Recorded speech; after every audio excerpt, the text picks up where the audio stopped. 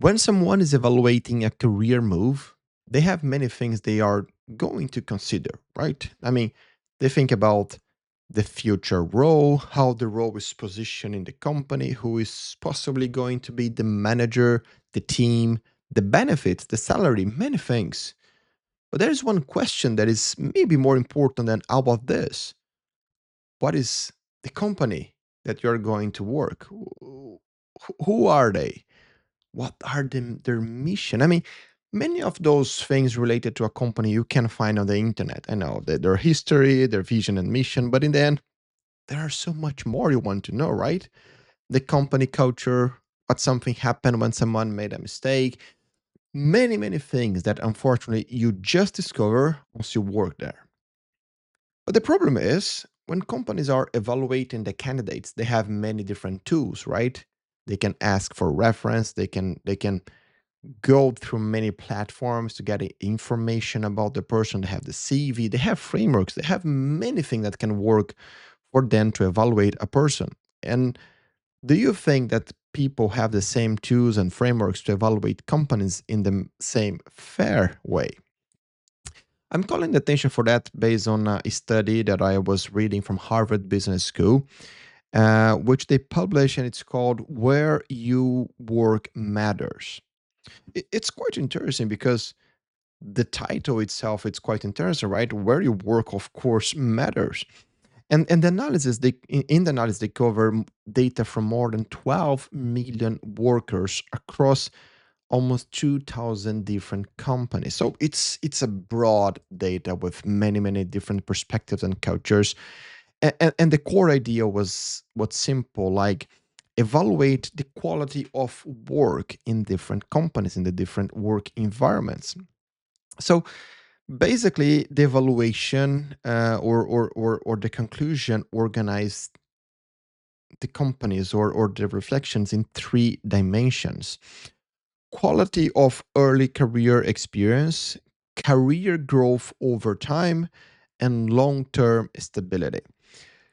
The main finding, and it's where my reflection starts, it was like only a very small fraction of those companies were good or at least well positioned in those three dimensions, but majority of the companies in general were good in one of them only. Like they were good only on attracting people and not very good on retaining and keeping for a long term. So it's hard to find a company that is good on these three dimensions.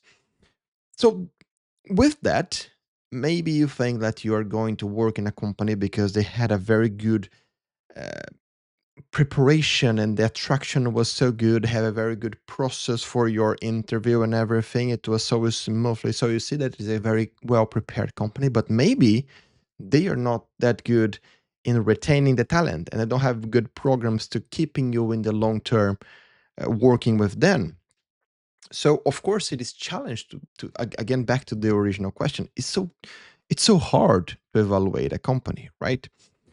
And the problem is not about making a bad decision because in the end, if you can decide where you're going to work, if you have this luxury of deciding where you want to work because you have many, you are maybe working now, you're not in a rush, and you can evaluate the company. Maybe at least you are more cautious on doing some kind of movement that is not smart for your career, for your moment, professional movement. But we don't have the same criterias, right? Everyone has different ways of evaluating a company, but what are the criterias? I think that is a gap. We don't have that. And of course, there are many things like internal promotion rate, or how long someone is staying in the same role before they're being promoted. Those kind of things, they are relevant. And my call for reflection here is what can we maybe do? We are in 2026, we have so many data available. What can we do right now to change that for people looking for their next challenge? Shall we think about some platforms, some frameworks? Am I being crazy for thinking like that? But back to the data. I mean, I was divagating a bit on opinion perspective, but back to the data. We had in the same report um, something that caught my attention also on the how the companies position themselves in those different dimensions.